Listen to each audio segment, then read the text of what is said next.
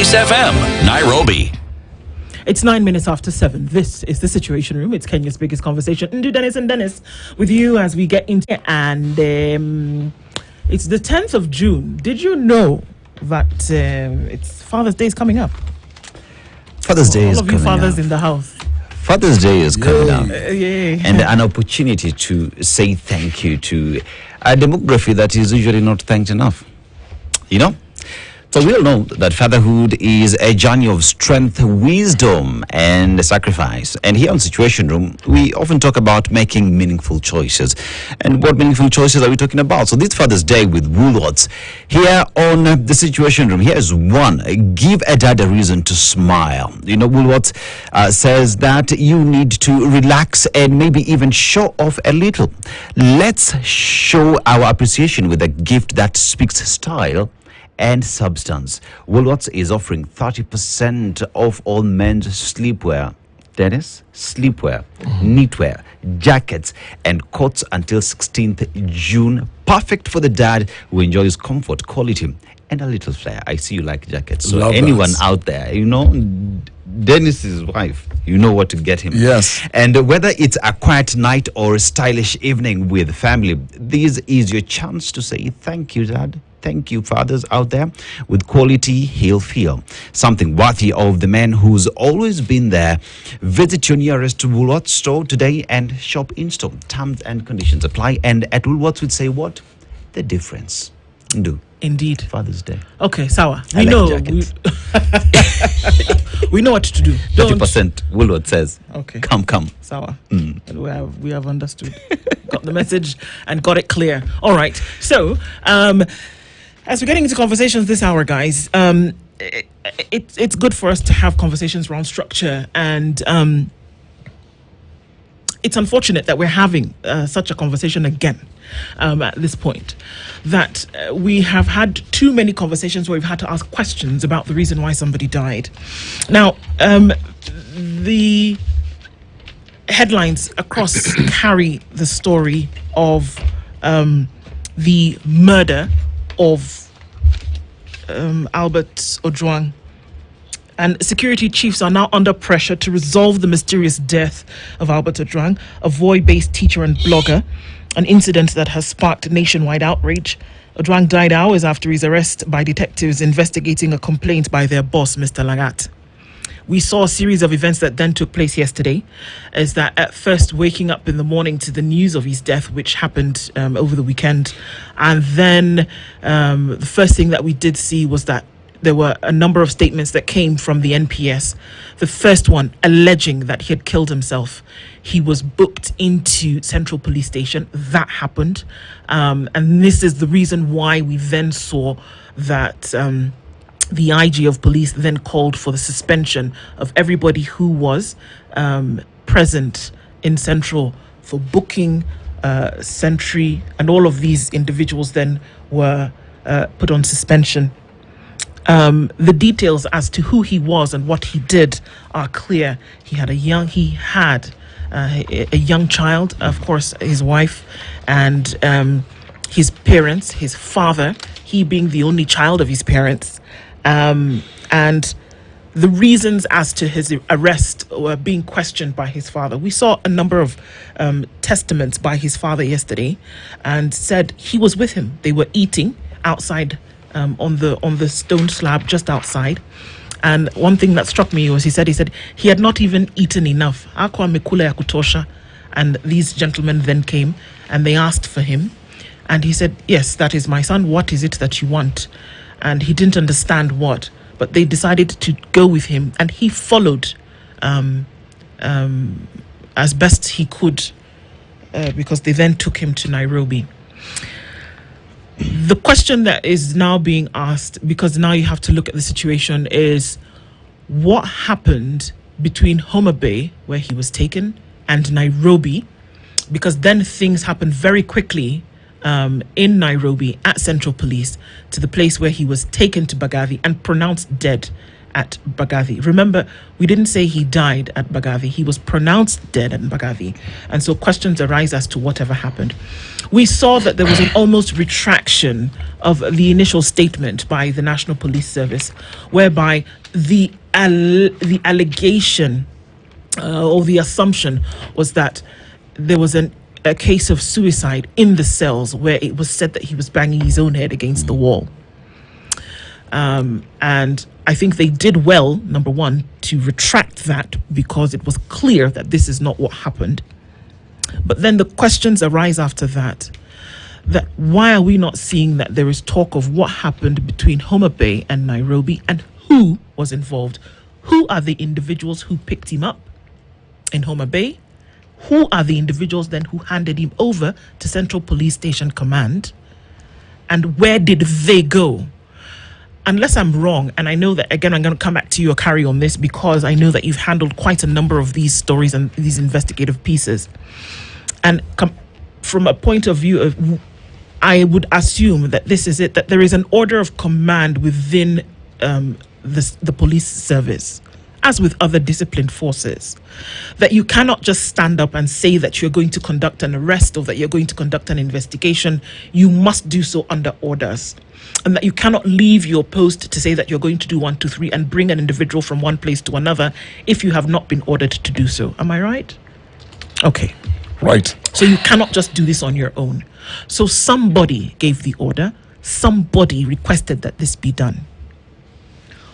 What cannot be the case is that somebody gave the order for him, from preliminary reports that are being seen, though they've not been made official yet. He didn't do this to himself.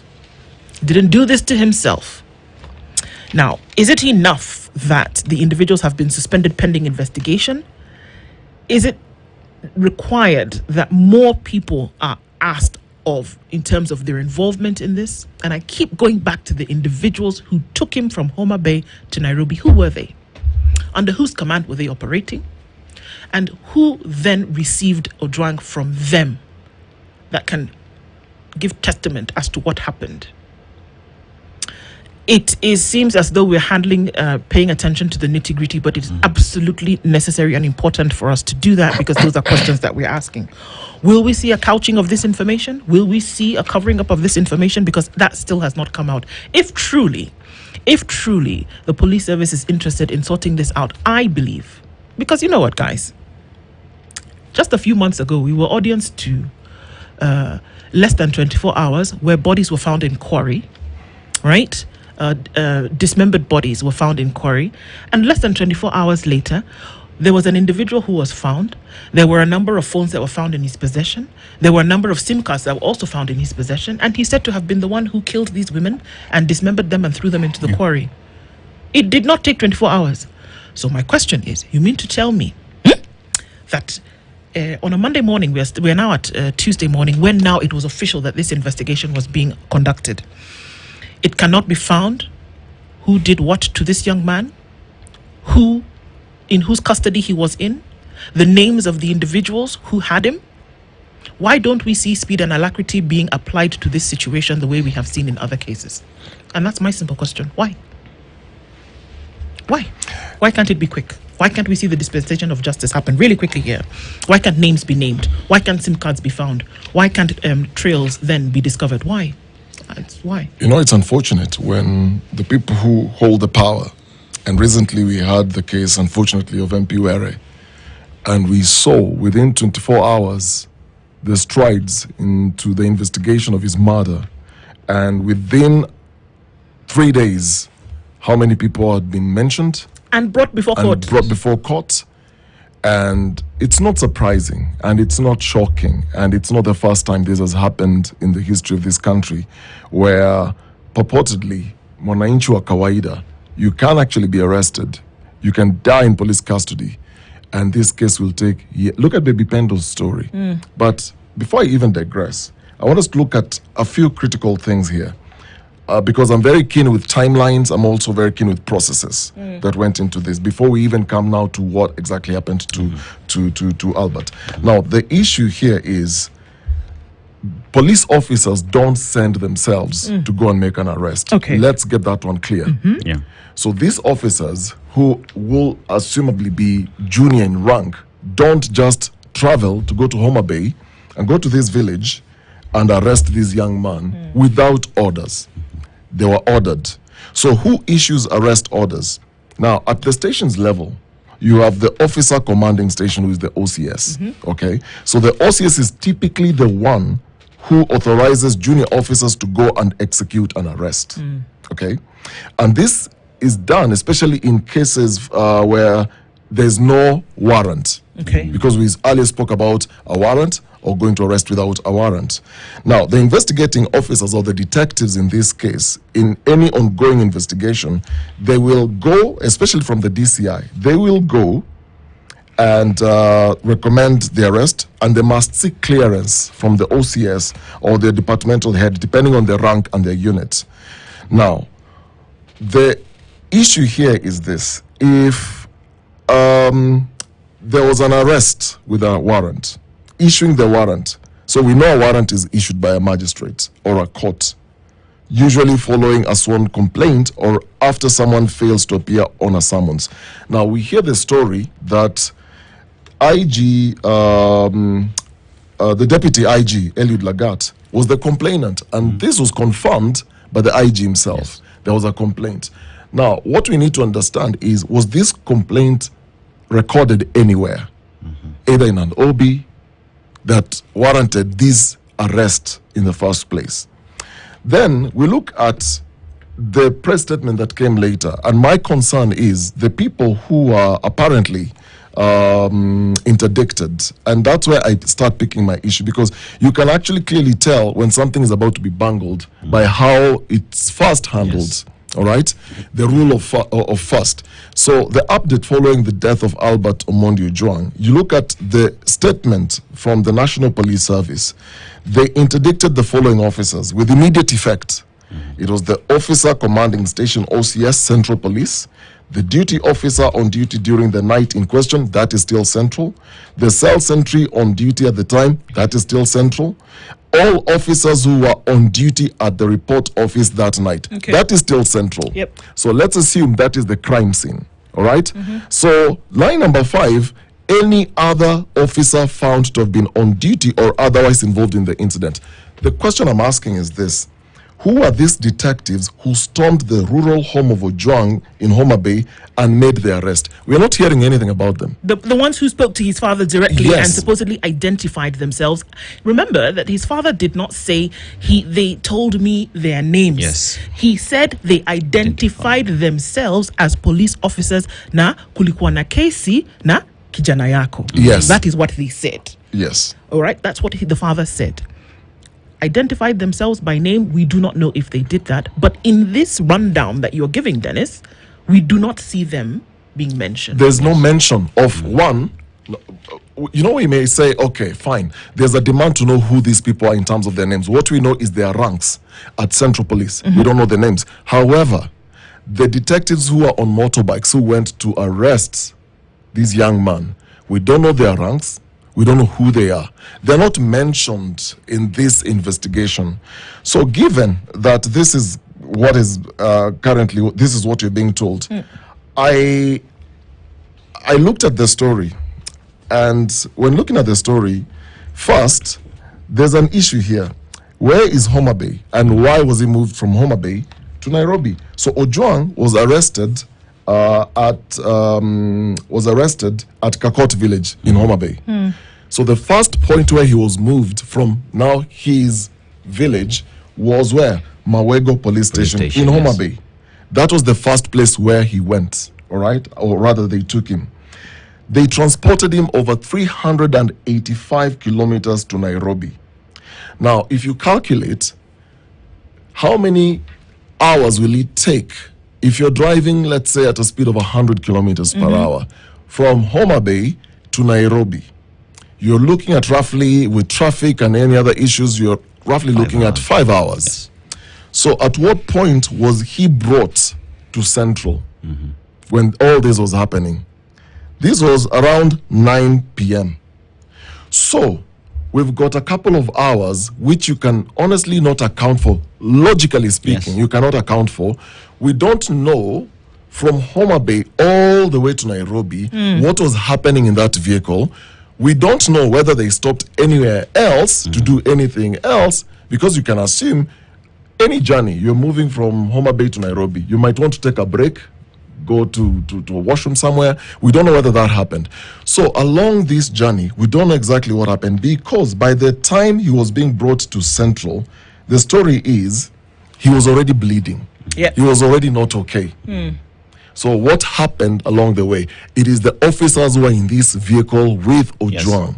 We are not told anything about them. So the people have been interdicted are the people who actually received him. But they're not the ones who are the arresting officers. These were people who are just on normal duty at the police station. And what is unfortunate, and what I see happening here, is the person who issued these orders is sitting comfortably somewhere in an air-conditioned office, red carpet, having tea. But junior officers who, for some reason, were on duty that day are the ones who are Who are being interdicted in you this see, case. when you follow that story, in fact, before even Albert left the father's home, there is something Albert told the dad. Tell them to keep me in a place where I can breathe because I am asthmatic. That was in a story that I covered yesterday. But then again, if you look at Ojwang was arrested alongside Mr. Kevin Moinde following the investigations by detectives from DCI Serious Crime Unit and Cybercrime Unit, according to the police, right? So that is Kevin Moinde, who was arrested alongside. But Kevin was set up at Kamkunji police station. Now, in this the way you've explained it, did Kevin ever know his crime? Was it read out to him when the police were identified? But was there a crime? Nope, because he was being arrested for No, an alleged did he know the reason why he was being arrested? for? You know, did he know that? No. The order, the complaint that was that the DIG had given, has it been recorded anywhere? No. That's another glaring issue. And then we also have the cell where Albert was put. Was he alone in that cell? We all have been. I have been to Central Police Station, the cells, and it is very rare for you to find someone alone in a cell. That is another question. Did he have other inmates in there? And what is their statement at the time? That is equally empty. And then there is one thing about our police and how good they are at doing their job. There's something Martha Karua told us here last time. When the police are left to do their job, they're really very good at doing it. That is with regard to when the MP died. Here we're being told 24 hours later, we are unable to piece in the evidence to find out what exactly happened to Ojwang. Okay. All these things is being hidden. You know, if you look at the immediate response when carrying out an investigation, in my simple understanding, where this happened, there's a missing piece. So the focus is Central. Fine. You can actually then preserve the crime scene by arguing, let's lock down Central Police Station where he was last seen. All right. Okay. You can say secure all the CCTVs footage, whether it's inside the cells, outside the cells, corridors, booking area. Just secure the place. There was a story that water was found in that cell, and there were traces of blood on the walls. So if there are traces of blood on the walls, the question then you want to ask is, so the police say he hit his head on the wall. So was it multiple times or was it once? Then he fell? Because if you have traces of blood around the walls, Splatter. Whose blood was it? You know, the thing is, when you look at the autopsy and forensic evidence collection, you look at the autopsy and the evidence collection now from the crime scene, when they will conduct the postmortem, obviously the postmortem will reveal what exactly happened. But here, you're looking to test one, internal bleeding. You're going to be looking for physical trauma or signs of torture or signs of restraint. The question I keep asking myself is, what happened on the road? Yes. Because these things didn't happen when they arrived in Nairobi. It's very clear, this thing, chances are, and you look at the pattern of arrests of even people who've been abducted, and the stories we've had from people who've been abducted, they will tell you, the beating doesn't start when you arrive. No, it doesn't. It starts the moment you get into that vehicle, you are sandwiched between these people. There's something you said that is very critical in the sense that let us secure Central, let us secure and whatnot. Where is this vehicle? Have you secured this vehicle to dust it out and find out what exactly the evidence you can get from that vehicle? Good question. It is necessary. So I think I just reading through what Albert's father said, and he actually did say that one of the individuals that identified himself as an Officer Sige, right? He did say this, that there were three motorbikes and that there were 6 officers. One of them identified himself by name. Mm-hmm. So one would have expected that this individual would be amongst those who then were called upon. But you know what we're doing here, and I think it's absolutely necessary for us to do that, is start to ask the questions and then start to find the gaps from a layman's point of view. But remember that the folks who then answer the questions or piece this together are skilled in what they do. So in this case, it's the police essentially investigating the police. You think they don't know that there are gaps? They do. You think they don't know the questions that are being asked right now, that was he alone in a cell? Usually when you're booked for whatever, not wearing your seatbelt or obstruction, you're crammed into that thing like sausages in a pack and everybody's looking for a way to call the person to get them out of the cell, right? But in this case, that's not the issue. This gentleman was not in the presence of many other people who were booked into Central. That's clear. It's obvious. My question is just one thing here. And I mean, it's great because we have we have these fillers in this conversation, but my question is one thing. Why, over 24 hours later, do we not have any substantial information? With the same police service who can tell us that somebody escaped prison in Kakamega and 24 hours later was found somewhere in a bush in Ukambani. This happened in Kenya. That the same police service cannot tell us that they don't know what happened in a controlled space like Central Police Station, in a controlled space in a vehicle. The man did not walk by himself from Homa Bay to Nairobi. He was in a controlled space, a vehicle with officers, right? They didn't go on borders, pickies that arrived at Homa Bay and his home all the way to Nairobi. That didn't happen. So in those controlled spaces, what happened? You mean to tell me that they can't tell us? In a controlled space in Central Police, what happened? They cannot tell us? In a controlled space, Bagavi, where he's said to have been brought, something may or may not have happened, they cannot tell us? And don't tell me that they still need time to figure out what happened, because we have seen complicated situations whereby answers have been given to us in no time. I'm still going back to the quarry situation where there were dismembered body parts found in sacks, and within the next morning, we read it here in the morning. Yeah. The next morning, we were already told that there were 43 SIM cards, 16 phones. They were all displayed on a table. They could pinpoint to the very place where he slept, breathed, and ate. Then you want to tell me that in controlled spaces, you cannot tell us what happened, who was involved, when it happened, where it happened, and at what time? Of course, they know what happened. And, one of the things I was also looking out for, I don't know if you guys noticed during the press briefing yesterday, the people who are there, one figure that I just kept, and I want you to go back to that video, just watch that video of that press briefing, and look at the body language of the officers, look at the body language of the IG, Kanja, look at the body language of Deputy IG, Eliud Lagat, and look at the body language of Issa Hassan, who's the chairperson of the board of IPOA.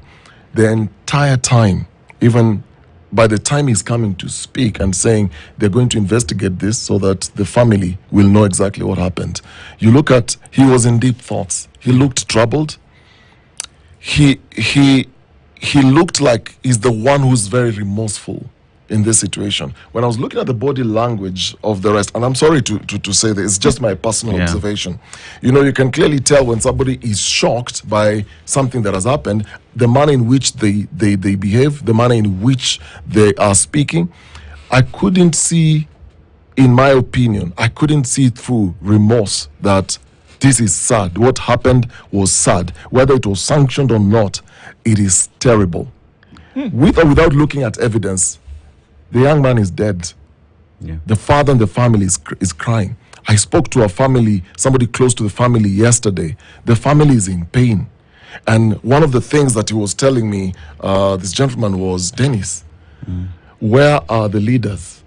Who is speaking? Because he's going to be another statistic. It's just going to be another person who's just died. And we can't allow but that the to happen. family is waiting to see, okay, this happened in Homa Bay. Is anybody from our leadership speaking about this?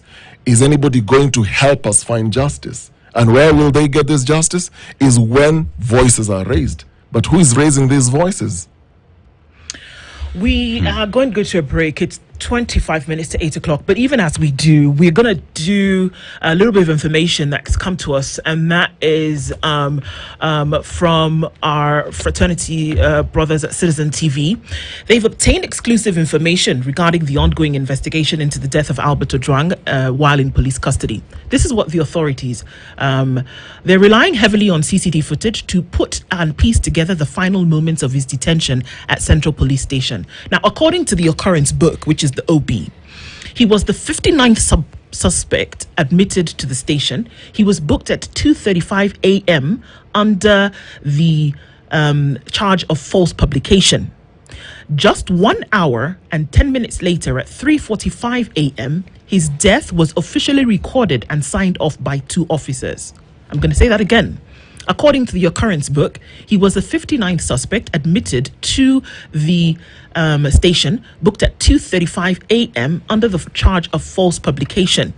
Just 1 hour and 10 minutes later, at 3:45 a.m., his death was officially recorded and signed off by 2 officers. Now, the timeline has become central to investigation. Officers from the Independent Policing Oversight Authority present at the station for a second consecutive day. The heavy police presence both inside and outside the station reflects the gravity of the situation. Now, let's look at a preliminary review of the station security setup. Reveals that 8 surveillance cameras positioned across 6 key locations within Central Police Station. 4 were mounted at the main entrance, 2 facing outward, 2 facing inward, and 2 other monitors reporting the area adjacent to the holding cells. Now, they recovered several pieces of evidence from the holding cell where Ojwang was detained. There was a pair of blood-stained white Crocs, a black top with visible blood marks, a wet maroon sweater, a water bottle, a transparent plastic cup, a jug, and a tumbler. Now, the sources indicated that the cell had blood stains on both the walls and the floor, and that the water was also smeared across the floor. Okay? So that's what it looks like right now. We'll give you details of a little bit more of that statement when we come back from this break. But this is what we can see. That by the time it is clear from this Occurrence book, if there's anything to go by, that by the time he was leaving Central Police Station, he was dead. This is the Situation Room. It's Kenya's biggest conversation. Kenyan banking sector into impactful probe. Their work focuses on vital areas like education and skills development, economic empowerment, and enabling giving. But today, we want to highlight their leadership in environmental conservation. The INM Foundation is dedicated to protecting our precious natural heritage through strategic partnerships and community-driven initiatives, ensuring a suitable, sustainable future for all. They believe in impact, and are achieving it through focused action. As we renew our pact to keep impacting, learn more about the INM Foundation's vital work and how you can potentially collaborate by visiting inmbankgroup.com/foundation to learn more. Powered by INM Bank. We're looking and trying to piece things together, and oftentimes we say, I've seen a number of comments, even as we have this conversation, necessary for us to do. And folks are asking, well, let the police do their work. And then why are we all so riled up about this issue? And that why is it gripping everybody? Well, because one of these cases is one too many. Yeah. But sadly and unfortunately, we have seen more than one. And we have also seen cases whereby the same police service moves with speed and alacrity. Just a few weeks ago, like you said, Okari, that the former member of parliament, may God rest his soul, Ongondo Were, was killed. He was killed. So was Albert. Albert was killed. He did not die of natural causes. He was killed. The question is, why don't we see the same application of investigative or interrogation? Why don't we see the same thing here? And that you say, oh, they're putting it together. No, it was a controlled space.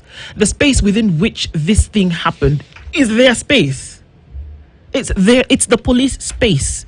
It was the vehicles that took him from Homa Bay. Somebody's asking me, how many police stations are there between Homa Bay and Nairobi? That's a good question. But at the end of the day, the person who gave the order was waiting in Nairobi for them to come so that they could do whatever it is that they needed to do. And we don't even know. Was this an accidental death? Was it an accident? Did you kill him by mistake? What exactly happened here? And that's why we need to ask the questions that we're asking, because it's Albert Ojwang today, it's another Kenyan tomorrow. And this has been the case whereby we even see an inquest today into the death of Rex Masai. And what are we being told? That there was a secret deployment that was authorized by police. It is before court. What are these things that we're seeing, and why is it so easy to cover up issues when it comes to? We've seen calls and we've heard calls from different leaders yesterday who are saying it doesn't matter who it was. Find out who it was and let that person pay the price for this great loss that they have caused. We have too many of these situations in the country to just let it slide. And I don't understand. It's dragging the feet. And it may sound insensitive, but they are dragging their feet on this matter. Suffice to say, they know what happened. They know who did it. They know where it happened and what happened. We just read that statement that comes courtesy of Citizen TV, who told us very clearly that they have been able to gather, and that the IPOA and the police service are now stringing together evidence, and they're trying to create a timeline around the things that happened in that cell. There's blood on the wall. Not wall. Ndu. There's blood on the walls. On the walls. There's Yes. blood on the walls. There were blood-stained white Crocs on the floor. There was water all over the place. There was smeared. There was, and according to the book, somebody wrote it down. Do you understand? For it to appear in the Occurrence book, it is not by magic. Somebody wrote it down that he was brought into the station at 2:45 a.m. Who brought him? Somebody has to hand him over. Somebody has to hand him over. Who handed him over? He died at 2:45. Somebody must have been told, hey man, this gentleman is dead. He then left at 3:45. Rather, at 3:45, he was then pronounced dead. It was written in the OB book. So this thing that they told us, that later on is when he was pronounced dead at Bagavi, who are we kidding? Did the statement from the NPS before it was put together not realize that in the OB book, at this controlled space, I keep insisting on controlled space of Central Police, that the Occurrence book stated very clearly at 3:45 a.m. that Albert Ojwang is dead. We are kidding ourselves here about how we're taking this thing. Ndu, even then, when the Occurrence book says 3:45 a.m. is dead, who really declares someone dead? I think it's the doctors, no? Well, I mean, it happens. Remember what I'm saying? Yeah, Controlled space. And these are police officers. He died in a police station. It is in the Occurrence book at 3:45 that gentleman is dead. You know, the conflicting statements here. Yeah. Initially, There's too many. Initially, the police had said that Ojwang died after hitting his head On the against wall. the wall in the cell. And now we know that there's blood, or blood was found on the walls. So he died hours after his arrest by detectives. So how did he hit his head around the walls of the cell? Because that's where blood was found. Now, the other statements, look guys, the timeline is key in investigations here. And I have two theories. My first theory is, when they were going to make this arrest over this, investigating this publication and on social media, X or Facebook, at the time they're making this arrest, they're transporting him from Homa Bay. They went to first Mawego police station in Homa Bay before driving over 385 kilometers to Nairobi. If you look at the timeline of events, at the time of the arrest, it was 1:30 in the afternoon. Ojwang is having lunch with his father. Detectives show up in motorbikes. Yeah, let's do that actually. Go ahead. Yeah. They say, we are arresting your son because of XYZ. They take him. The father does not accompany them. So the father is left at home. So from the point where now he leaves the homestead, goes to Mawego police station in Homa Bay, then is transported all the way to Nairobi. Calculate if a motor vehicle is moving at a speed of 100 kilometers per hour. We said it's 5 hours from Homa Bay to Nairobi. Oh, we're assuming he's going on a motorbike. No, not motorbike. Of course, it's a motor vehicle. There we go. And so, when they arrested him at 1:30, by 6:30 they should have been in Nairobi, yes. Correct? Yes. So, by the time he's being booked at Central Police Station, it's 2:35 a.m. This is slightly over 13 hours. Yeah. Slightly over 13 hours from the time of his arrest. He's now officially booked at Central Police. So, leaving Homa Bay, specifically the village was? The village is called Kakot Village in Homa Bay. Now, he was leaving at 1:30? At 1:30. That is when the father said at that time they took him. Yes, 1:30 he's been arrested. Okay. 1:30 to 1:30 in the morning, 12 hours. He was booked at 2:30. 2:45. 2:45. Yes. So it's okay, 2:35 a.m. 13 hours later. Yes. 13 hours later. It doesn't take 13 hours to get from Homa Bay to Nairobi, no? Okay. Even Nairobi to Mombasa is not 13 hours. You could go and come back. Yes, exactly. Okay. Continue. So he's booked at Central 13 hours later. That is 2:35 a.m. At 3:45, how long is that? From 2:35 a.m. to 3:45 a.m. 1 hour, Slightly, 10 minutes. Sorry? 1 hour, 10 minutes. Then he's found dead. So it took 13 hours to get this young man from the time of his arrest to being booked at Central. Then over an hour later, he's found dead inside the cell. Come on, are we kidding ourselves? Let's just say and then look at my two theories of this. So the first theory is, remember, it's not just Ojwang was arrested. There's a story here of the DCI investigating Mr. Kelvin Moinde. Yes. So there's a second person who was arrested. All right. Now, Kevin Moinde was arrested and he was taken to Kamukunji police station. Moinde is not dead. Yes. So I'm looking at a case here. Could it be, one, the order issued, because I don't know whether the order was to kill or rather execute Ojwang, or is it a case of overzealous officers who are beating this young man who was asthmatic, as his father was saying, and very frail, and then all of a sudden they realize, oh, wait a minute, we've beaten this young man and this is now beyond. It's beyond us. Now this is beyond us. Suddenly, he's dead.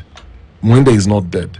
So now is a case where they were supposed to maybe make an arrest, maybe torture, or maybe harass, scare, instill fear, and then maybe later release. Discipline. Now all of a sudden, the young man is dead. Yes. Now they don't know how exactly they're going to handle and manage this situation, because the person who's the complainant is the Deputy Inspector General of Police, Eliud Lagat, who was standing next to the IG when issuing this press briefing of what exactly happened. In the interdiction, the center of focus is Central Police Station. We're not told anything about Mawego Police Station. You're not told about 13 hours in a police We're not told vehicle. about the 13 hours from the time of arrest to the time he's being booked. Where exactly did he go? What? Because this is not a criminal offense. It's not. You look at the manner in which this was handled, you'll assume this is a criminal. This is a serious criminal. No. But it's not a criminal offense. So why would you handle a young man in that manner? By the time he's being booked at Central, then he's dead on Sunday morning. 59th suspect admitted to the station. The other question is, on a weekend, on a typical weekend, go to any police cell in Nairobi, and in this case, go to Central. So if he was the 59th suspect, because all the suspects arrested are supposed to be taken to court on Monday. This is Saturday, right? This is Saturday. Or this is Sunday morning, 2:35 a.m. Sunday morning. So in a couple of hours, they're supposed to be presented to court. So all these 58 people, that whole day, were released by the time Ojwang was being arrested, and he was alone in a cell. And let's even assume that they were there. What was the distribution of these individuals in the cells? How many were men, how many were women? And even Ojwang, was he in isolation? And even if he was in isolation, other inmates, what's their statement of accounts on what happened to Ojwang? Can we be real? You see these questions we're asking? You see these questions we're asking? This question we're asking about what happened in those 13 hours in the vehicle? Because he wasn't walking around the city, right? It was 13 hours in a vehicle. He was picked up. Maybe he was transported on a motorcycle to a vehicle, and then from a vehicle started the journey, or whatever they did. 13 hours in another location in a vehicle until he got to Nairobi into Central at 2:45 a.m. They know. They know. Between 2:45 a.m. and 3:45 a.m. when he was booked as dead, and we're asking the question, what happened? They know. We're asking the question, how did blood get on the walls? How did blood get on the floor? How did he turn up dead? Guess what? They know. We're asking the question about what happened to him. Who did this? Who beat him up? They know. You know why I'm saying they know? It's not even about conviction. It's not even about right or wrong. They know. Because it is the same police service who have told us so many times on so many other occasions in different circumstances that they've been able to pinpoint to the very location, and they're able to get information about the occurrence that happened. They know. What I don't know is why they are taking so long to put the picture together and present it to Kenyans and tell you that these are the individuals who are responsible for the death of Albert Ojwang. My questions are They 6. know. They do. My questions are 6. First, who issued the order to arrest? The authority to make this arrest. Who issued the order? Number 2, who are the detectives who arrested him in this village? Number 3, which vehicle transported him to Nairobi from Homa Bay? Number 4, what happened to him along the way? Can we account for the 13 hours that he was in police custody? Number 5, where else did they take him? Between Mawego police station in Homa Bay, ending up at Central Police, booked at 2:35 in the morning. Then, at the time of booking, was he okay? Then the last question, and it's a friend of mine who's asked me, Paul Njuk is asking me to ask. Kindly ask this for me, please. Who said he hit his head, and where was that recorded, and by who? The first statement that came from the National Police Service, in fact, I saved the document. I have it here. Can I read it for you? Let me tell you exactly what that statement read, and it read thusly. Can I say thusly? Dun-dun-dun. The first statement that came from them: clarification of the death of Albert Omondi Ojwang, and this was on the 8th of June, which was Sunday, for immediate release, and it was signed by the National Police Service Directorate Corporate Communications spokesman Mushiri Nyaga. The National Police Service, NPS, has noted reports circulating on social media regarding the death of a suspect allegedly in custody at Central Police Station. Take that as you may. NPS confirms that Albert Omondi Ojwang was lawfully arrested by DCI detectives for false publication and placed in custody. While in custody, the suspect sustained head injuries after hitting his head against the cell wall. This was the first statement from them. Police officers on duty promptly noticed the injuries and rushed him to Bagavi Hospital, where he was pronounced dead on arrival. This statement that came from the NPS, with my full chest, is a lie. Is a lie. You know why? Because the next statement on the next day, the 9th of June, which was yesterday, came, and it is labeled an update. Following the death of Albert Omondi Ojwang, the National Police Service wishes to inform the public that following the tragic death of Mr. Albert Ojwang while in police custody at Central Police Station. Do you see the difference? Yes. The first statement said what? He hit his head and he was transported to Bagavi, where he was declared. This statement now says what? He sustained injuries while at Central Police Station, and that he died a tragic death at Central Police. Same police service, statement on the 8th, statement on the 9th. Was the one on the 8th not a lie? Guys, I think Albert was just tortured. Yeah. They didn't expect the guy was going to die, and all of a sudden they have to cook up statements, And if you look at the statements, it's just in plain sight. You can clearly see. So if he had injuries inside the cell, did he inflict these injuries on himself? The post-mortem report will actually authenticate this. You know, even when somebody dies, the body will still speak. Yeah. If a crime was committed, the person may not be able to speak. Albert Ojwang may not be able to come out and say, this is what happened to me. His body, though dead, he will speak. He will tell us what exactly happened to him. The autopsy report will reveal. And here's the thing. If you say that he hit his head on a wall, so there was blood that was found on the walls. Not one wall. Walls, yeah. Like around the walls, there was blood. Whose blood was it? So he went ahead, hit himself several times along the walls. Come on. Whose blood Are was we on the kidding floor? ourselves? It's why do we kid ourselves? I mean, it's clear, and this is my point here is this. This is an opportunity for the police, for the first time, at least, or for once, to now say, you know what? This thing happened. He died in our custody, and the person responsible is not these junior officers who actually booked him. Let's forget. Let's avoid these sideshows of we interdicted the officers at Central. They're not the ones who arrested this young man. He was brought there. They just happened to be on duty. Just assume this, Ndu and Dennis. You're here with me. If somebody walks inside this studio and brings a guest here, we have no control who has just come in. We are not aware. If something happens, so the three of us will be interdicted, and we're not the ones who brought this person in. How did they pass through security? How did they cross all these doors? Who told them it was okay to come in the first place? Exactly. You have to ask those questions. So why punish junior officers and lay claim that we're investigating this by you know, it's another thing to say we're collecting statements or investigate this matter by collecting statements from these people as witnesses. They saw this young man being brought in. Who brought Ojwang to Central Police? Because an arrest was made. Who brought him? My question is simple. Mawego Police Station, did he record a statement there? DIG Lagat, did you give the order? DCI Amin, what are you saying about this? I agree that let this be the first time where you can actually stand up before the Kenyans and say, you know what, we mucked up here. We did a terrible thing here.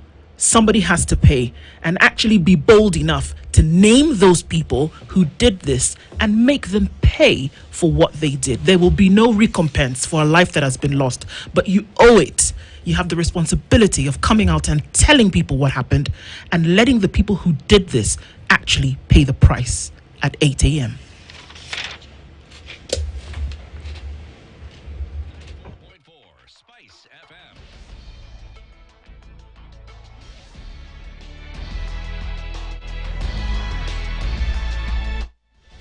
Good morning. This is the News Wire. I'm Leah Ubaga. The family of Albert Ojwang, a young man who died in police custody in Nairobi, are now demanding